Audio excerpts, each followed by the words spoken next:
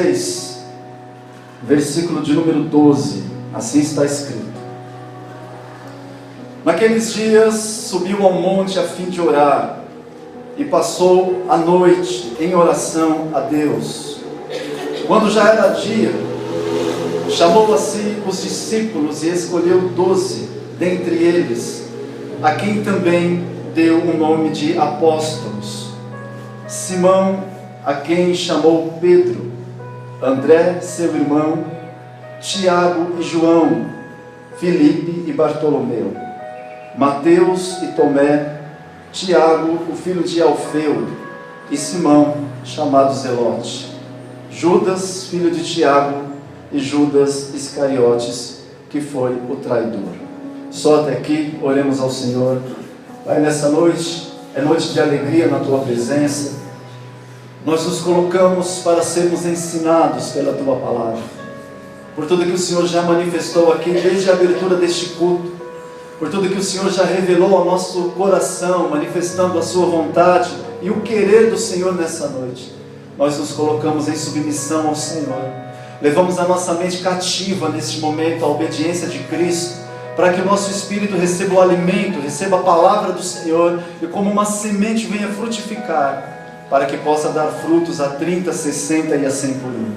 Pai, é noite de celebração, é noite de uma unção ministerial sobre os Teus escolhidos, os Teus ungidos, é noite de festa, Senhor, e nós somos gratos ao Senhor, que nos proporciona, através do Senhor e do Teu poder, sermos apenas instrumentos do Senhor nesta casa de oração, para levarmos a Tua palavra a cada vida que o Senhor tem uma obra e um propósito. Por isso, nessa noite, ensina, edifica, exorta, consola, derrama graça, poder, unção e revestimento, e daremos a Ti a honra que lhe é devida. Assim nós oramos e Te agradecemos, em nome do Senhor Jesus. Amém.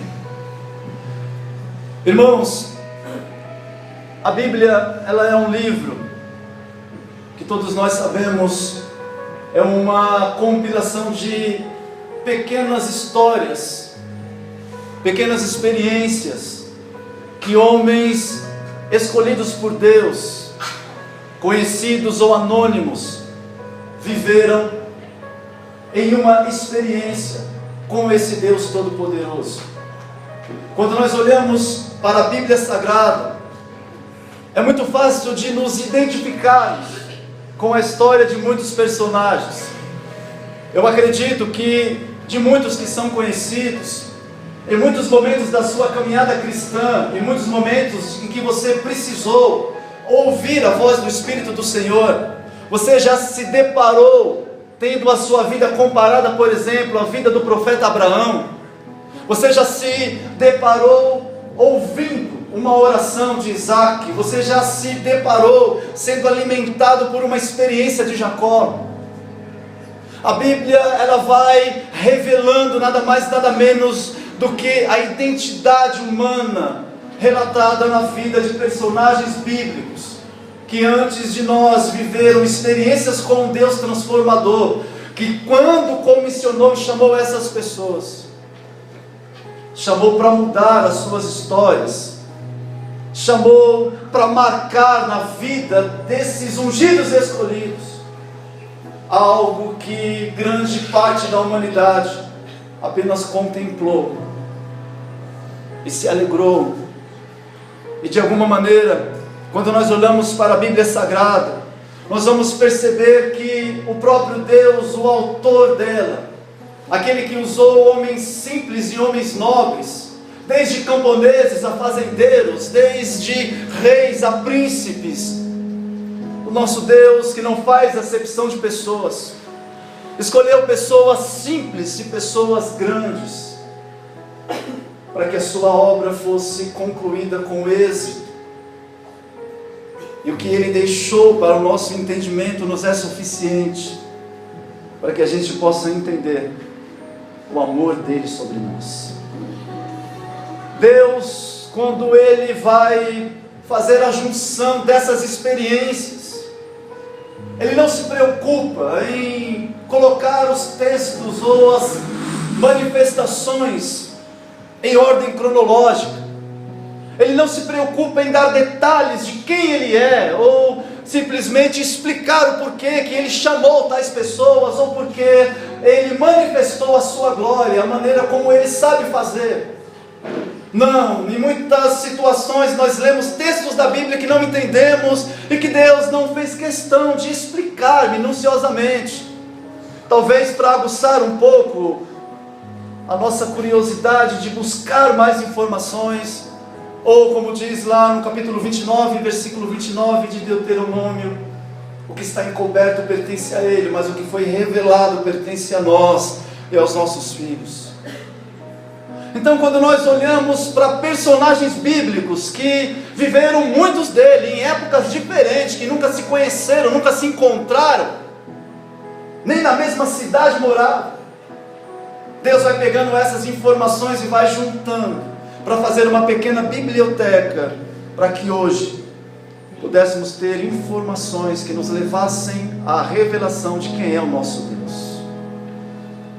E é fantástico olhar para essas experiências. Quando nós observamos os 4 evangelhos, nós vamos identificar experiências vividas no evangelho de Mateus, que nós não vamos encontrar em Marcos. Nós vamos ouvir e ler experiências que Lucas escreve, mas que João não escreve no seu evangelho. Mas nós vamos identificar que muitos textos foram colocados pelos 4 evangelistas, por aqueles que andaram e por aqueles que não andaram com o Senhor. Por exemplo, Lucas, ele não caminha com Jesus, ele nunca viu Jesus em pessoa, mas quando Deus o chamou, quando Deus o escolheu, o próprio Senhor Jesus se revela a ele e dá a ele a revelação do que foi a sua vida na terra. O evangelista João Marcos, que escreve o evangelho de Marcos, também não andou com Jesus, mas conhecia os apóstolos e buscou informações para que ele pudesse compilar as experiências do Senhor Jesus através de uma forte manifestação oral daqueles dias. Então nós vamos ver muitos textos da Bíblia que não estão numa ordem, numa sequência. Deus não colocou ali o prefácio, não colocou ali o epílogo, não colocou ali a introdução, nem o final. Ele foi simplesmente colocando informações para que a gente tivesse o bom senso de estudar e de meditar e de buscar o conhecimento da sua palavra, para que a gente pudesse entender a manifestação misteriosa, mas que se revela àqueles que têm interesse pelas coisas de Deus. Então parece que Deus, ele nos provoca na questão de nos estimular a estudarmos a sua palavra. Deus, ele nos provoca na intenção de buscarmos o seu conhecimento, de crescermos, como declara o apóstolo Pedro, na sua graça e no seu conhecimento, de entendermos o que Jesus, nas entrelinhas, declara pelo poder da sua palavra. E a palavra do Senhor Jesus tem um peso muito grande, peso de salvação, peso de alcance. E todo aquele que ouve a palavra de Deus, ele se sente de alguma maneira convencido de que Ele está vivo e Ele se move no nosso meio. Aleluia. Quando nós lemos o capítulo de número 6, nós vamos perceber que Jesus, ele está aqui chamando 12 discípulos, e que ele vai trabalhar esses 12 discípulos para que eles possam se tornar os seus enviados, a fundar a sua igreja, a fundar a sua noiva, e levar a mensagem da salvação, não apenas mais a uma restrição em Jerusalém, mas alargar as estacas, alargar as tendas, para que o evangelho fosse disseminado em todo Israel e também na circunvizinhança. Mas quando nós observamos o capítulo de número 6, nós vamos perceber que o Senhor Jesus, ele é cuidadoso, porque antes de fazer uma escolha tão profunda, ele vai subir a um monte para buscar a face do Senhor, ele ia passar a noite inteira em oração, para ouvir o que Deus queria que ele fizesse. E aqui a gente já começa a sentir um confronto de Deus, Porque se eu te perguntasse quando foi a última vez que você passou a noite orando a Deus para conhecer a sua vontade, quando foi que eu e você passamos a noite interessados em conhecer a Deus, em buscar a sua palavra, em de alguma maneira ter uma intimidade com esse Espírito? Mas Jesus entendia uma necessidade, e Ele foi buscar para saber o que Deus queria, o que Ele fizesse, para que não cometesse nenhum equívoco.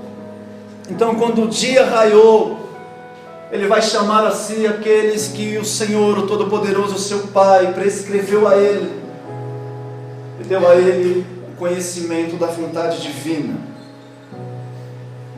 Mas o que muitas das vezes nos passa despercebido, e quantas vezes eu como pastor me dei ao despreparo de achar que os 12 caminharam com Jesus 3 anos e meio,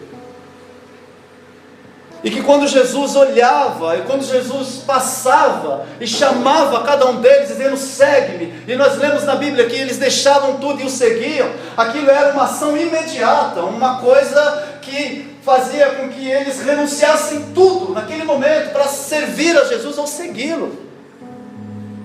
E estudando a palavra de Deus, eu pude perceber que Deus não trabalha de uma forma precipitada, mas que Deus trabalha de uma forma organizada. Aleluia. Entendendo a nossa condição, a nossa limitação, entendendo os nossos processos, até que a gente, pelo poder do seu Espírito, venha dia após dia sermos preparados por Ele. Então, a história de Jesus, a história daquele que é o nosso libertador, o nosso Salvador. O evangelista Lucas, o médico Lucas, ele vai dizer que aproximadamente com quase 30 anos, 29 e alguma coisa, Jesus começa o seu ministério. E nós sabemos que Jesus é da cidade de Nazaré. A cidade de Nazaré está na Galileia, no norte de Israel. Mas ele recebe a voz do Senhor que diz: filho, é chegado o tempo de você se revelar a Israel. Então Jesus precisa tomar uma atitude. Jesus precisa começar a se mover e sair da sua zona de conforto.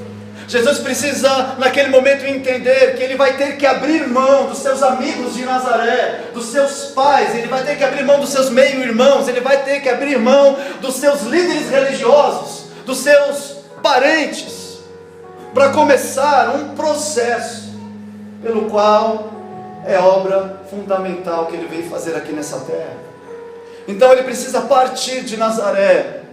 E o Todo-Poderoso coloca no seu espírito: o local que você precisa ir é para a Judéia, aonde o teu primo João Batista já está manifestando a Israel o poder da minha palavra.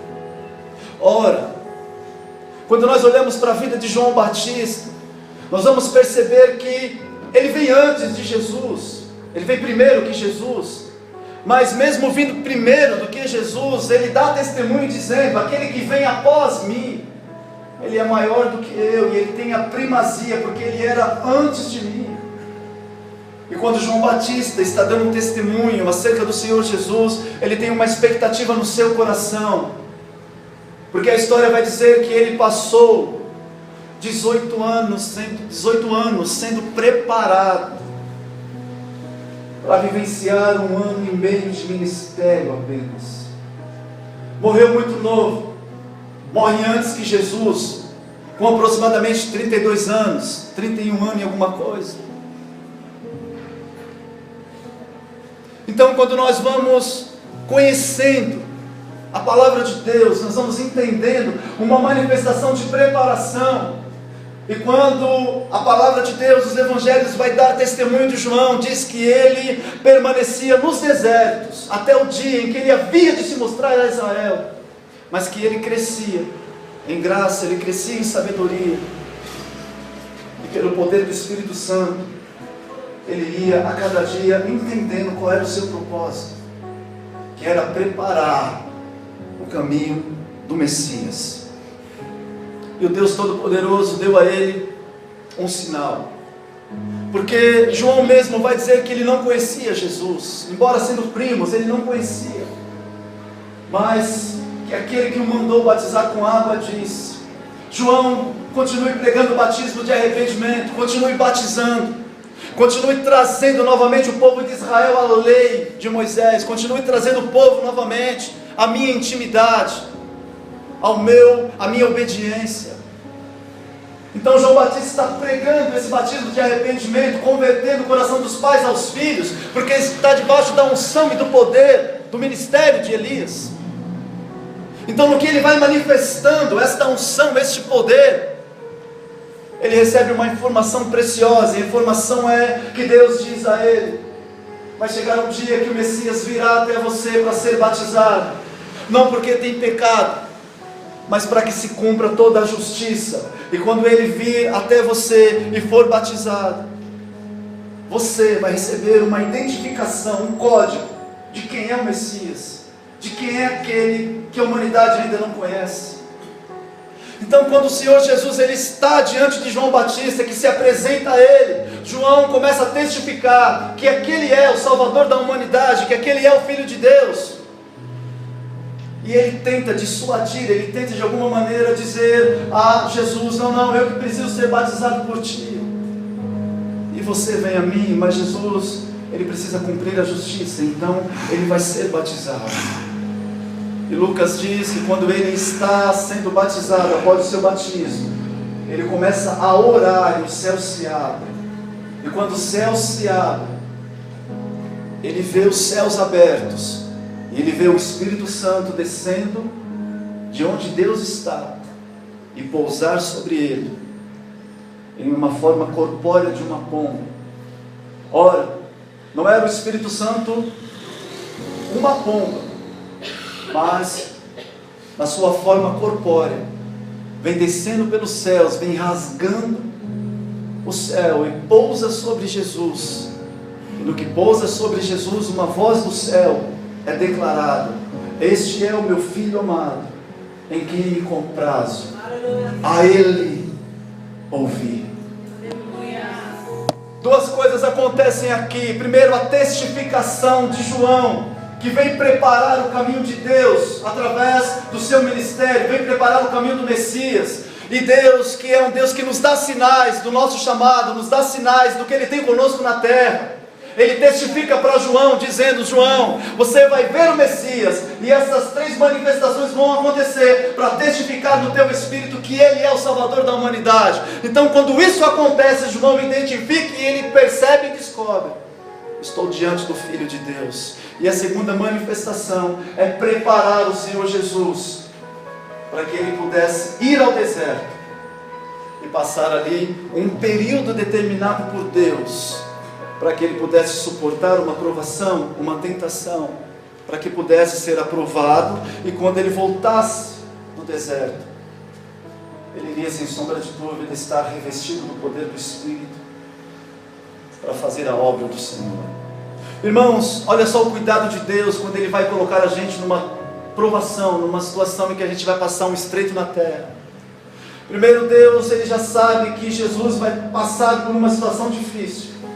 Então a primeira manifestação é abrir os céus e mostrar a Jesus que os céus continuam intactos, que Deus continua sentado num trono de glória, soberano e eterno. E no céu, Deus manifesta a Jesus, dizendo: tu és o meu Filho amado. Ou seja, não importa o que você vai passar durante esses dias, mas tu és o meu Filho amado, e eu tenho prazer e eu tenho alegria em você. Então, quando as vozes da tentação e do engano começarem a soprar no teu ouvido, lembre-se da maior de todas as vozes: tu és o meu Filho amado, em quem eu tenho prazer, em quem eu me comprazo. E essa voz vai te sustentar para você entrar na tentação e na provação, e para você sair aprovado por mim, para que você possa desempenhar o seu ministério. Glória a Deus. O texto diz que Jesus está caminhando, e é fantástico, porque Lucas discorre no texto dizendo que o Espírito Santo o compeliu, o impeliu ao deserto. E o texto diz que Jesus estava cheio do Espírito Santo de Deus. Fantástico! Então Jesus ele entra no deserto cheio do Espírito Santo de Deus, revestido do poder do Espírito Santo de Deus, no fluir natural dos dons espirituais, capacitado, cheio desse Espírito. Mas ele vai discorrendo os dias, e como é também na nossa vida, o silêncio de Deus vem sobre nós. E aí a gente precisa se lembrar que antes de entrar no deserto, Deus nos dá uma palavra, de que quando nós sairmos do deserto, receberemos dele uma generosidade, um presente, uma bênção do Senhor. Então todas as vezes que você entrar no deserto, lembre-se, Deus vai falar com você primeiro. Deus vai soprar nos teus ouvidos, é permissão minha. Mas quando você passar por esse deserto, aleluia, do outro lado vai estar a recompensa pela tua obediência. Jesus, ele está caminhando, e obviamente, como é também na nossa vida, os primeiros dias são fáceis. A gente está muito motivado, porque aquela palavra de Deus queima no nosso espírito. A revelação do céu queima no nosso entendimento. Nós estamos revestidos, nós estamos fortalecidos, nós estamos cheios de graça, cheios de vida. Mas no decorrer dos dias em que a gente enfrenta a solidão, em que a gente começa a enfrentar os ventos que cortam a nossa pele, quando nós começamos a enfrentar as situações adversas da vida, em que tudo nos empurra para baixo e nada nos leva para cima, a gente começa meio que se questionar: será que realmente esse Deus falou comigo? Vão passando-se os dias, passam-se 10 dias. O texto não diz que Deus falou para Jesus quantos dias seriam. Passam-se 20 dias, passam-se 30 dias, passam-se 40 dias. Os especialistas da medicina vão dizer que quando chega este momento na vida de Jesus, como relata os evangelhos, ele não comeu nada durante aqueles dias, e no final dos 40 dias teve fome. E essa fome, quem ainda não jantou aqui? Quem está com fome? Vai ter cantina depois. Amém? R$3, é R$3, né? É carne louca hoje. Amém. Esperei o momento certo para dar o aviso. Você que está com fome, cantina depois no final do culto. Essa fome de Jesus não é essa fome que você está sentindo. Não é aquele barulhinho. Essa fome é a fome que é chamada de verdadeira fome, é o extremo. É quando o ser humano se vir um animal dilacerado no chão, ele mergulha e começa a comê-lo. É uma fome onde toda a gordura do nosso corpo é consumida. E essa fome, o nosso interior, o nosso intestino, ele começa a sugar da pele as proteínas para manter o corpo vivo. Então essa fome é a verdadeira fome, é a fome que nos dá miragens, vertigens, é aquela que nos tira completamente do senso da realidade. E é exatamente nesse momento que o nosso adversário, que é sem vergonha, que é implacável, que é covarde, que ele não respeita a nossa condição, ele se apresenta a nós com uma proposta para que a gente renuncie à vontade de Deus e obedeça à sua vontade. Olha só, Jesus, ele entende que ele está num momento de provação, que Deus não diz para ele quanto tempo seria, então ele não podia usar o poder de Deus em favor próprio, ele não podia quebrar a dependência dele em Deus. Então o diabo entende, enxerga em Jesus a limitação humana, não espiritual, humana, e Jesus está fragilizado. Então, na maior das covardias, ele pega 2 pedras ou uma pedra e ele apresenta a Jesus. Ele diz assim: você tem o poder de usar o poder de Deus para saciar a tua fome.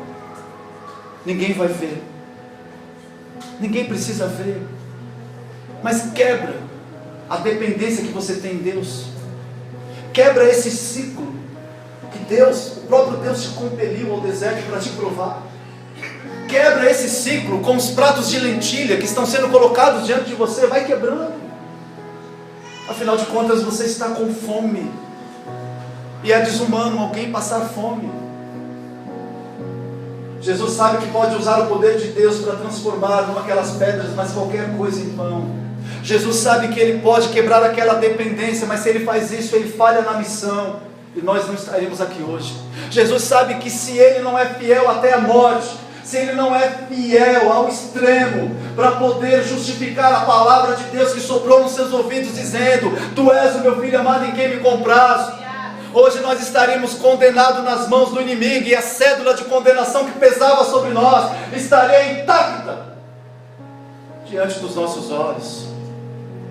Mas graças a Deus que Ele é fiel. E Ele disse: não. O ser humano não foi criado apenas para depender de pão, para depender de alimento, mas o ser humano foi criado para também ouvir a voz de Deus e dela se alimentar. Irmão, Jesus, Ele disse assim: a minha comida é fazer a vontade daquele que me enviou, o meu alimento é fazer a vontade daquele que me trouxe a esta terra. Então, muitas das vezes, se eu e você queremos ter experiências com esse Deus, nós vamos ter que respeitar os desertos e as provações que Deus coloca sobre nós. E esses desertos não é para a nossa morte, mas é para que a gente seja preparado para algo maior e saia dessa provação melhor do que a gente entrou. Jesus, Ele consegue romper, Ele consegue vencer essa tentação, Ele consegue suportar essas afrontas. E é fantástico que Lucas diz assim: Ele entra cheio do Espírito Santo de Deus, mas Ele sai do deserto no poder do Espírito Santo. Olha a diferença. Eu e você podemos ser cheios do Espírito Santo para resolver algumas coisas da nossa vida. Agora, viver no poder do Espírito Santo é só para quem tem fome e sede de justiça, como foi cantado aqui, e não cessa de mergulhar e cavar os tesouros escondidos e as riquezas encobertas. Só quem tem fome de Deus, só quem não se cansa, quem tem sede, é que pode, pelo poder de Deus, ser revestido desse poder do Espírito, não em benefício próprio, mas para fazer a obra de Deus nessa terra. Jesus paga um alto preço, porque Ele tinha um propósito no chamado, e o peso dessa dependência, o peso dessa obediência, gerou nele condição espiritual de viver nessa terra o que é vivido lá no céu. Sinais, prodígios e maravilhas se manifestando através da vida dele. Por quê? Por causa da dependência, da obediência, da submissão a uma promessa que Deus havia feito a ele. Você tem promessa de Deus na sua vida? Seja fiel a ela.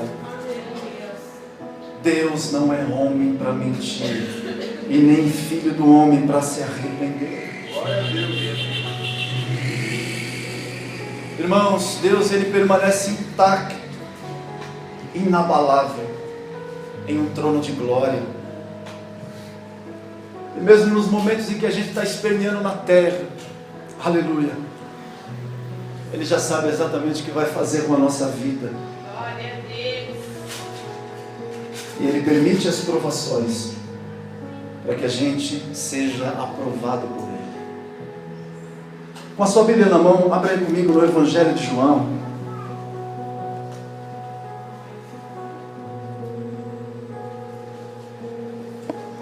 Capítulo 1.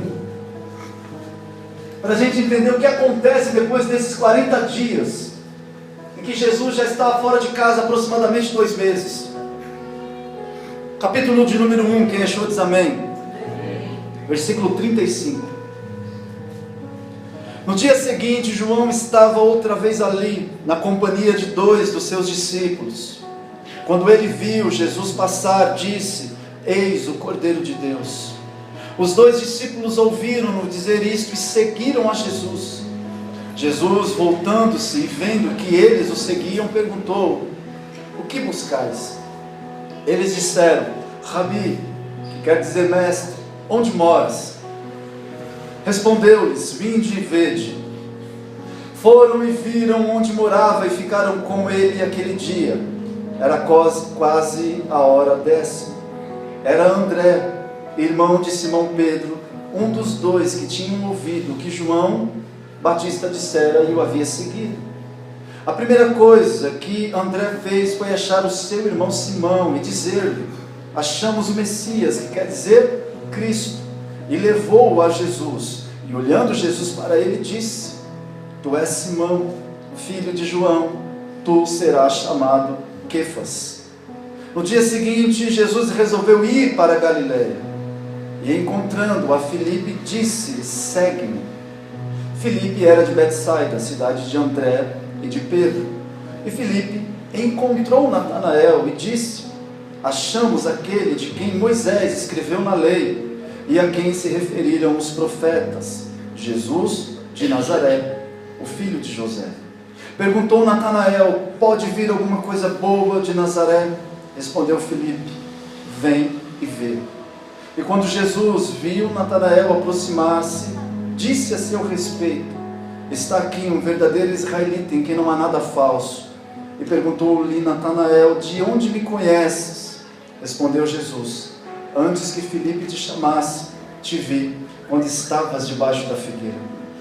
Então Natanael declarou: Rabi, tu és o Filho de Deus, tu és o Rei de Israel. E disse Jesus: porque te disse que te vi debaixo da figueira, crês? Coisas maiores do que estas verás. Então acrescentou: na verdade vos digo, que vereis o céu aberto e os anjos de Deus subindo e descendo sobre o Filho do Homem. Deixa sua Bíblia aberta aí, no Evangelho de João. Irmãos, após esse período em que Jesus passa pelo deserto, ele ainda está na Judeia, e ele vai, de alguma maneira, estar próximo de João Batista, vai passar por onde João está batizando. O ministério de João Batista está aqui com aproximadamente 6 meses.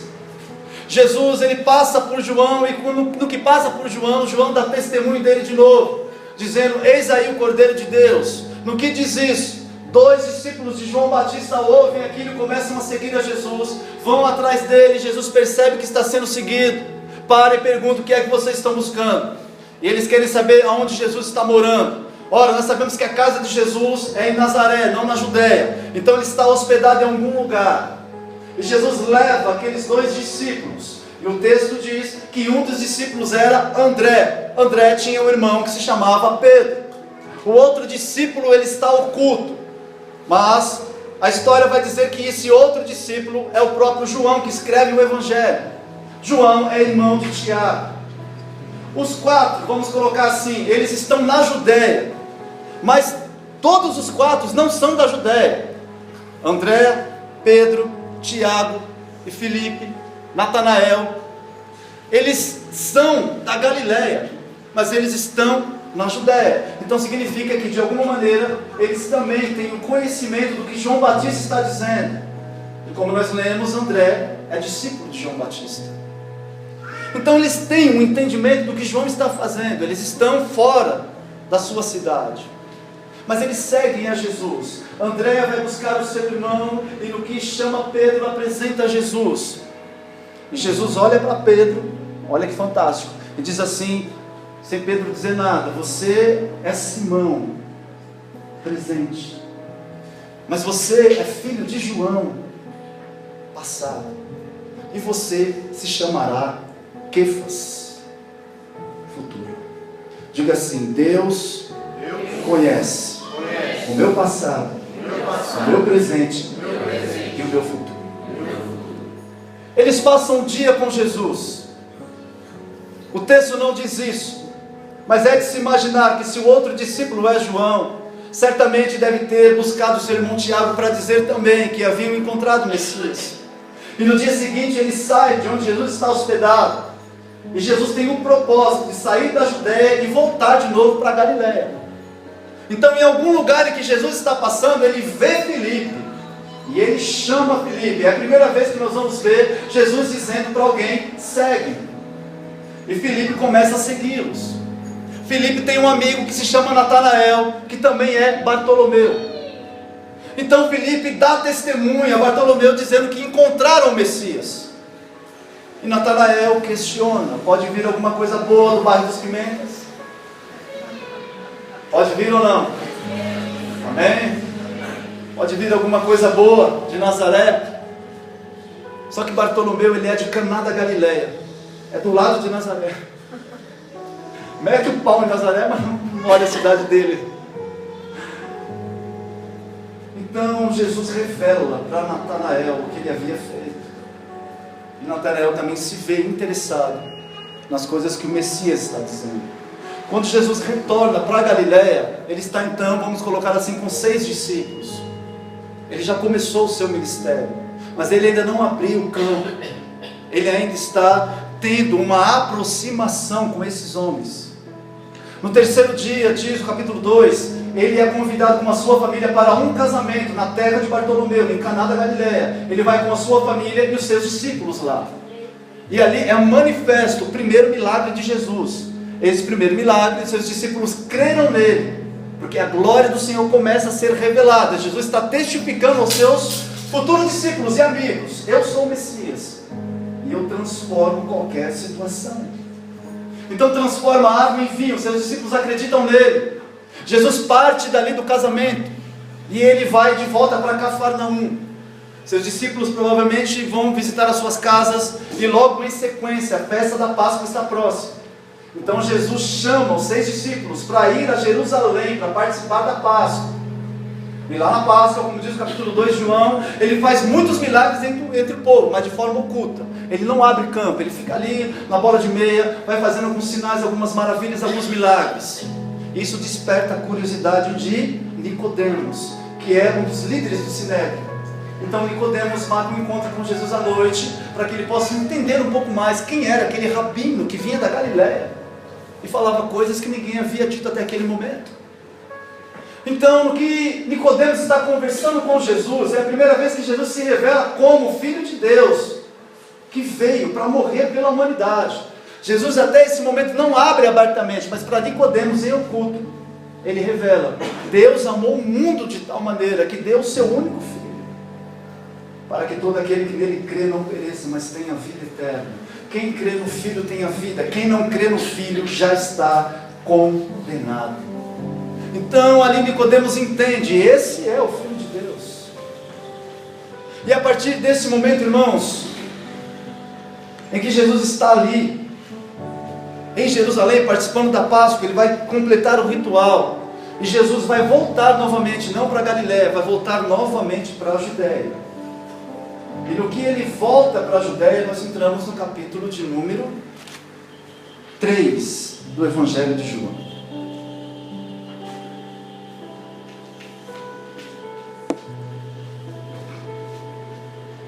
Versículo 22. Depois disto, foi Jesus com os seus discípulos para a terra da Judéia, onde permaneceu algum tempo com eles, e batizaram. Ora, João também estava batizando em Enom, perto de Salim, porque havia ali muitas águas, e para lá concorria o povo para ser batizado. João ainda não tinha sido lançado na prisão. Suscitou-se uma contenda entre alguns discípulos de João e um judeu acerca da purificação. Foram a Jesus e disseram: Rabi, aquele homem que estava contigo além do Jordão, do qual deste testemunho, está batizando, e todos vão ter com ele. João respondeu: o homem só pode receber o que lhe for dado do céu. Vós mesmos sois testemunhas de que vos disse: eu não sou o Cristo, mas sou enviado adiante dele. A noiva pertence ao noivo. O amigo do noivo que lhe assiste espera e ouve, e alegra-se muito com a voz do noivo. Essa alegria é minha e agora está completa. É necessário que ele cresça e que eu diminua. Capítulo 4, versículo 1. Quando os fariseus ouviram que Jesus fazia e batizava mais discípulos do que João, se bem que Jesus não batizava e sim os seus discípulos, ele deixou a Judéia e voltou outra vez para a Galileia, e era-lhe necessário passar por Samaria. Após a Páscoa, Jesus ele vai para a Judéia com seus 6 amigos, seus 6 discípulos, e ele vai começar a ensinar alguns princípios elementares do reino, como por exemplo ensinar os discípulos a batizar. Esse período é um período que a história vai dizer que vai durar de 6 a 8 meses, em que Jesus e seus 6 amigos, 6 discípulos estão na Judéia, longe da Galileia, terra deles, estão ali batizando, e o ministério de Jesus começa a ganhar proporção, começa a crescer, começa a multiplicar. E aí alguns discípulos que ainda servem a João Batista, ainda caminham com ele, vão questionar a João, dizendo: olha, aquele que você batizou outro dia, o ministério dele está crescendo mais do que o seu. Aí João Batista disse assim: importa que ele cresça. Ele tem que crescer. Não importa se o ministério está crescendo ou não, importa que ele tem que crescer. Importa que ele tem que ser glorificado, importa que ele tem que ser exaltado. E João dá testemunho dizendo assim: olha, a noiva, o Israel de Deus pertence ao noivo, pertence a ele. Vão ter com ele também, porque agora a minha alegria já está completa. João está declarando com quase um ano de ministério. O meu ministério já está quase terminando. A minha alegria já está completa, eu cumpri a minha missão, mas a dele começou. E vocês precisam servir a ele, porque ele é o Cordeiro de Deus que tira o pecado do mundo. Então os discípulos vão batizando, os discípulos vão tendo ali mais experiências com o Senhor. Ainda não há um chamado específico. Depois desse período de 6 a 8 meses, em que Jesus está com um ano de ministério, Jesus propõe no coração voltar novamente para a Galileia. E no que volta para a Galileia, despede os seus discípulos. E eles voltam cada um para suas casas. Jesus vai ir para Caná da Galileia, onde transformou água em vinho. Está ali um oficial do rei Herodes, que tem um filho doente em Cafarnaum. E Jesus dá uma palavra para ele, dizendo: vai que o teu filho vive. Aquele homem crê, e ele parte em direção a Cafarnaum, e os seus servos encontram ele no caminho e diz: o teu filho está curado. Ele testifica que Jesus havia dito a verdade. Jesus opera o segundo milagre em Caná da Galileia, quando vem da Judéia para a Galileia. No que Jesus opera este milagre, os discípulos estão nas suas casas, e Jesus agora vai ir para a sua terra. Um ano depois, 1 ano e 2 meses, ou 1 ano, ele vai voltar para Nazaré, lugar onde ele foi criado. E quando ele está vindo para Nazaré, o que ele havia feito na Judéia, batizando e ensinando, os milagres que ele fez em Jerusalém, se tornam notórios do povo de Nazaré. Então o povo de Nazaré cria uma expectativa. Ele saiu daqui como o carpinteiro, como filho de José. Agora estão dizendo nas entrelinhas que ele é o Messias, o Filho de Deus. Então quando ele chegar aqui, nós precisamos pegá-lo, idolatrá-lo, colocá-lo num pedestal e fazer com que ele manifeste aqui em Nazaré o que nós temos ouvido, o que ele tem feito, por onde tem passado. Então o Senhor Jesus, como diz o texto, de costume, ele entra no dia de sábado em Nazaré. Há uma expectativa. O assistente que está com os pergaminhos na mão chama Jesus, dá um rolo para ele. Jesus abre o rolo, procura onde está aquilo que Isaías declarou no capítulo 61, e ele diz: o Espírito do Senhor está sobre mim, porque ele me ungiu para evangelizar os pobres, para dar vista aos cegos, para dar voz de liberdade aos cativos e anunciar o ano aceitável do Senhor. Para aqui, ele não completa, e o dia da vingança do nosso Deus. Ele fala para anunciar o ano aceitável do Senhor, é tempo de aceitação. Ele entrega o rolo, senta, e todo mundo fica com os olhos nele, esperando uma reação. A reação do povo é que Jesus vai se levantar e vai dizer assim: eu sou o Messias, eu sou de Nazaré, vocês são meus amigos, meus familiares, meus parentes, meus concidadãos, e a partir de hoje eu vou abrir uma igreja aqui, e nós vamos pregar a partir de Nazaré, e eu vou fazer milagres maravilhosos em Nazaré. Essa é a expectativa do povo.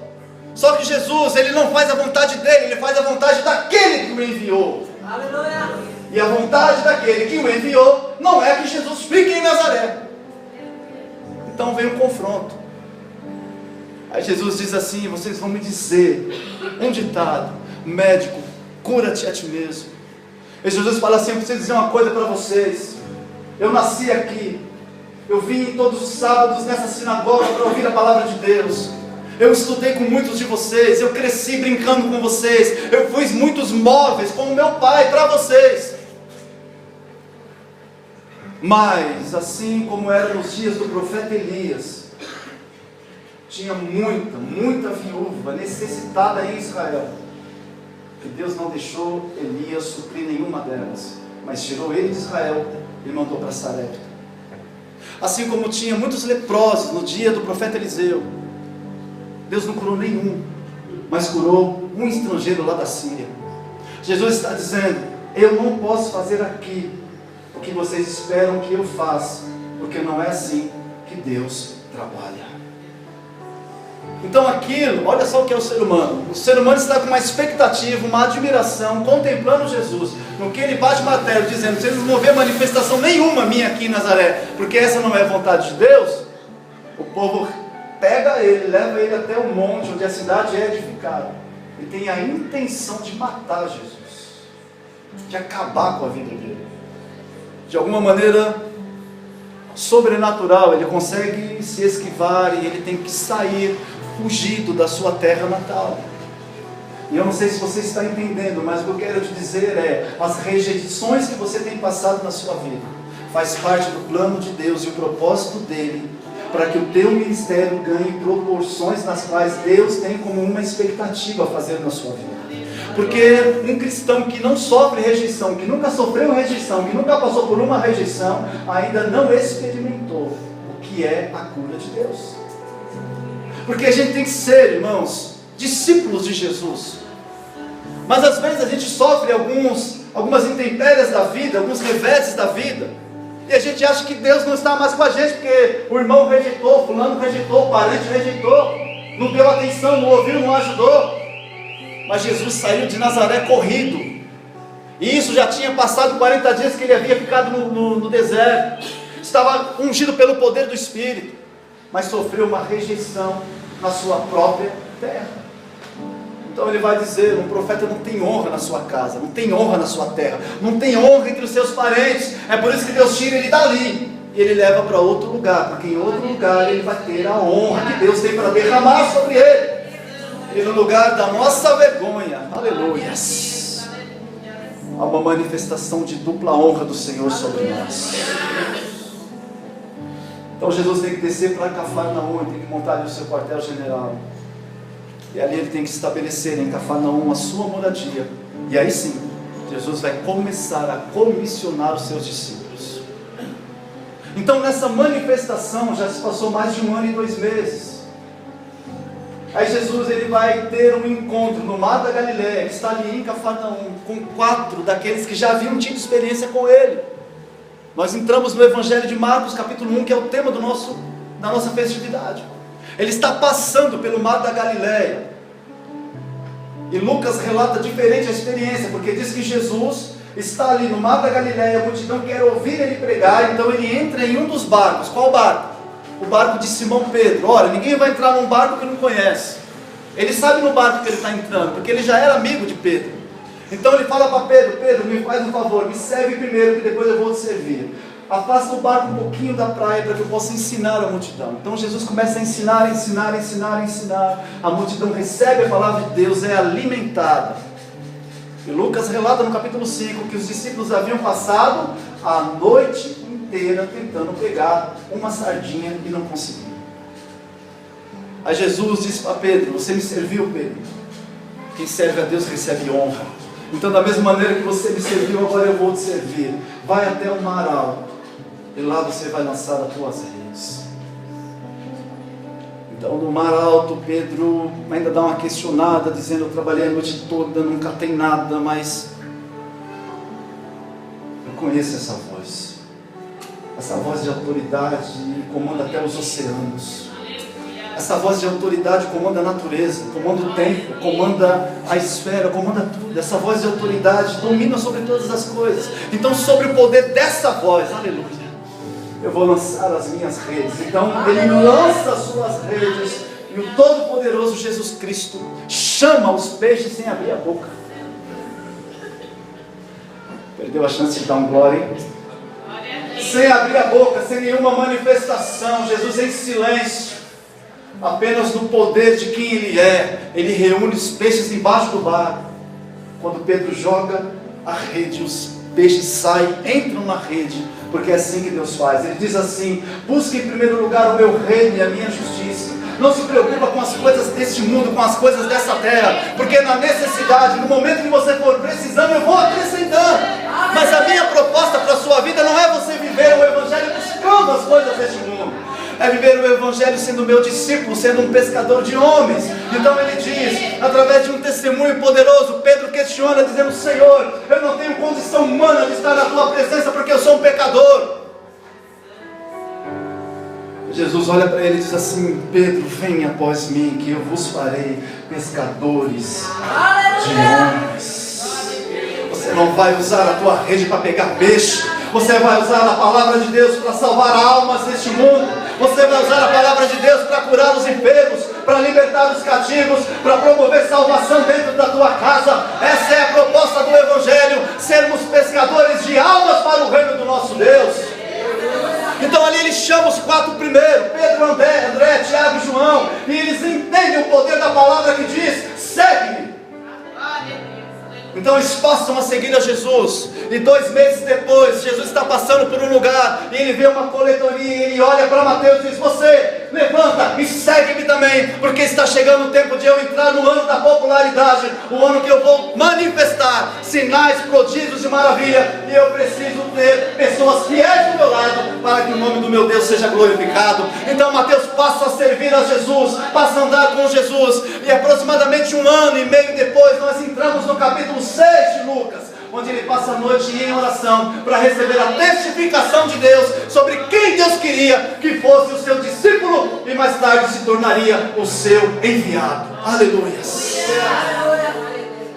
Então é a partir daqui, que a maioria dos discípulos vão caminhar só 2 anos com Jesus, não 3 anos e meio, como a gente imaginava. Mas esses 2 anos foram suficientes para que ele entendesse, para que eles entendessem. E é fantástico, irmãos, porque o capítulo 21 de João vai dizer que depois que Jesus ressuscitou, ele havia se manifestado a Maria Madalena, ele havia se manifestado aos discípulos, mas eles estavam ainda um pouco confusos. E Pedro falou assim: quer saber de uma coisa? Eu acho que Jesus errou o endereço. Eu acho que Jesus não sabe quem escolhe. Eu acho que Jesus se precipitou quando olhou para mim e falou: segue. Quer saber de uma coisa? Eu vou voltar a pescar de novo. Eu vou voltar a catar peixe de novo. E 6 que estão com ele, 7 com ele, voltam ou tentam voltar à atividade da pesca. Mas aquele que sabe o teu endereço não erra. E ele se manifestou na praia e falou assim: ei, vocês, conseguiram pegar alguma coisa? Não conseguimos, Senhor. Não conseguiram porque está fora do centro da minha vontade. Eu disse para vocês lá atrás, há 2 anos: sigam-me para serem pescadores de homens. E vocês estão tentando voltar àquilo que eu fechei na vida de vocês. É por isso que não está dando certo. E tem muita gente aqui nessa noite que já ouviu o segue-me de Jesus, mas está louco, está desesperado, está lutando desesperadamente para voltar às atividades que fazia antes. E eu te digo com toda a autoridade de Deus nessa noite: você vai dar cabeçada na parede, vai dar murro em ponta de faca, porque Jesus já te escolheu. E se Ele te escolheu, não tem para onde você ir. Se Ele selecionou você nessa terra, você está enviado pelo poder do Espírito Santo. E as coisas só vão acontecer na sua vida quando você e eu estivermos no centro da vontade dEle.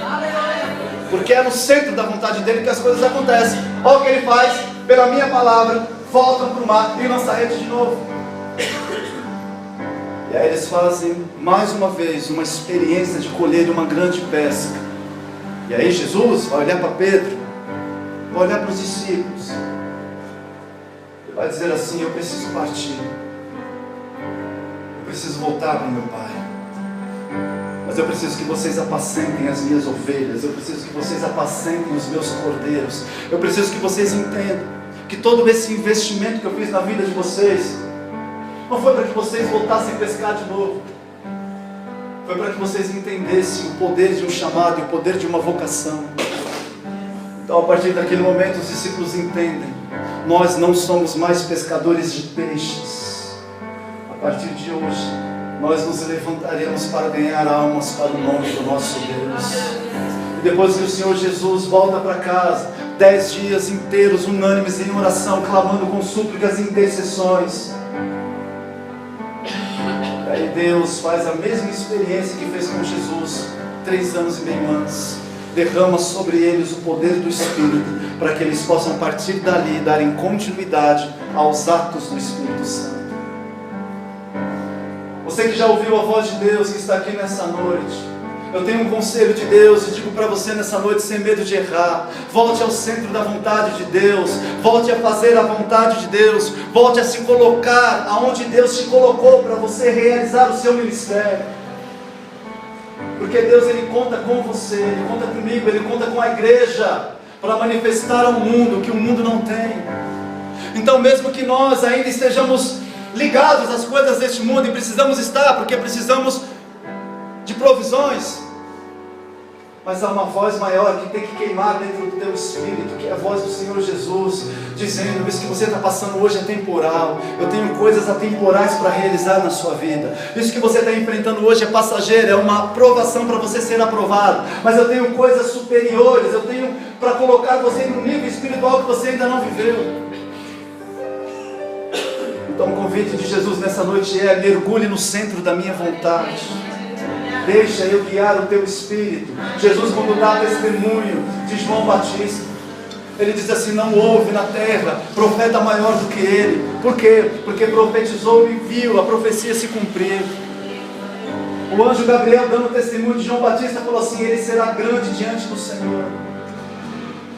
O que Deus está dizendo é: ainda que você não seja nada na terra, você é grande no céu, porque Deus reconhece aquele que chama, e há uma vocação do Espírito de Deus sobre a tua vida e sobre a minha vida, e nós precisamos corresponder a essa expectativa. E o Senhor está dizendo nessa noite: quem quer ser um pescador de homens? Quem quer se colocar na brecha pela minha igreja? Quem quer fazer parte da minha comitiva espiritual para levar salvação aos cativos e viver Isaías 61? Quem vai se levantar na força do meu espírito e vai deixar a sua vida de lado e vai andar no centro da minha vontade, no qual eu vou a cada dia preparar e capacitar para manifestar a sua vida, a vida daqueles que precisam ouvir a mensagem da salvação.